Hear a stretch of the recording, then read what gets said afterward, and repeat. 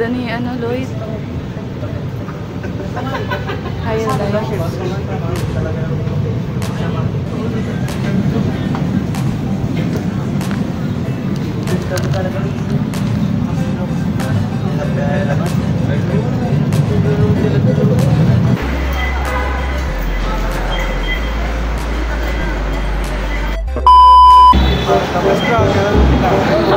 Lloyd, ano, late na tayo. Lloyd, hinahanap na tayo ng aliw. Sa kabila na, Lloyd. Ayun na. Yay!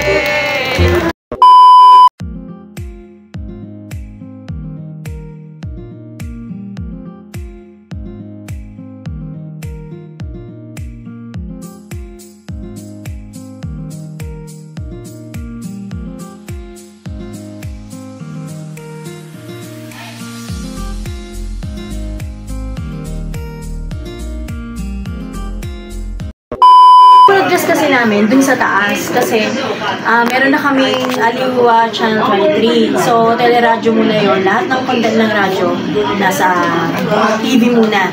TV. So, lahat ng content, dun muna kami from Mondays to Fridays na lahat ng programa namin dun muna. Pero on weekends, dito kami gumagawa. Pero ayusin naman to. Ito yung newsroom ng DWIC talaga. Naka-packet pa lang kayo, no? Later on, umakyat kayo sa 20th floor. Yun yung aming studio. So, tanong kayo, kasi I graduated 29 years ago, and FYI, for your information, this is my first job and only job so far na regular. So, yun. Anong course niyo ba? Journalism po. Join kayo, more on writing. Kasi kami, hindi ko lang alam kung meron pang iba, ha? Kasi 3 dekada na akong nakagraduate, eh. Anyway, AB Mascom kasi kami, nag-aaral ka pa.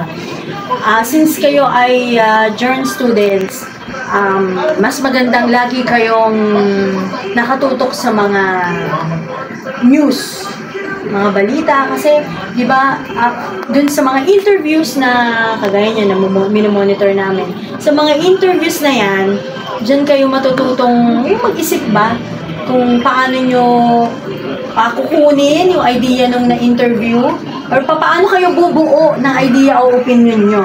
Like kayo, pag-join kayo, more on writing, eh, diba? Mga karamihan dyan, mga kagaya nila, yung anchor natin ngayon, nila Conrad Banal, mga ano yan, columnist. Yung mga ganun.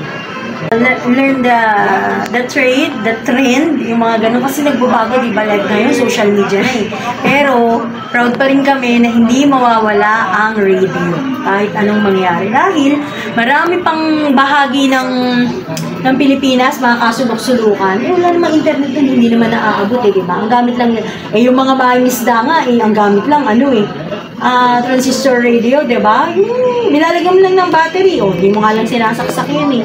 Ibig sabihin, buhay na buhay pa rin ang radyo. Pero hindi ko kayo sinasabihan na mag-shift kayo into broadcast, radio broadcasting or TV, whatever. Pero okay lang yan, tuloy nyo lang yan. Ang mahalaga dyan, nag-aaral kayo. Okay, anything else? Yun lang yan. So, thank you so much. Tapos na kayo? Sir, for it. Gusto mo ng code? Ano ba code? Yes po. If there's any code po, pwede po ba kayo mag-give for? Hindi. Ang code ko lang lagi, yung sa amin, ha? Patuloy naming pinanghahawakan yun na, well, bagamat ngayon lang yung lumutang talaga yung aming ano tawag doon, yung tagline namin. Pero dati pa naman yan, eh. Kaya nga, sa DWIZ at sa Aliw Channel 23, nagbabalita ng tama, naglilingkod ng tama. Kaya ako na, Diyos ko. Sinusulat ko pa ako, natimbog ang isang snatcher na nakatira, residente ng buong address. Sabi ng news director namin, hindi, ang mahilig yung address, hindi natin siya pupuntahan. Sabi na, baka lang yung mga polis dyan. Hindi yung learning kasi. Kaya kami, yung newsroom din kami doon sa taas, pero maliit, tatlong rider lang. Tatlong rider lang. Kaya yung ibang rider namin, since full na kami, buo na, dun sa baba kasama ko. Dati nga ako lang mag-isa dun. Saka nakikita nila CCTV, tumatama nila. Kasi hindi natutulog daw ang balita. Charet. Oo nga. Tuyo? Hindi, pero ano naman, natutulog. Pero hindi talaga natanong ko sino. Pero challenge yun. Kasi gusto mo yung trabaho niya. Bakit? Si Jello pala. Mga taga-Cavite State University. Sa head ng social media yan. Welcome. They're from Cavite State University. Dr. Lehano, one of our anchors.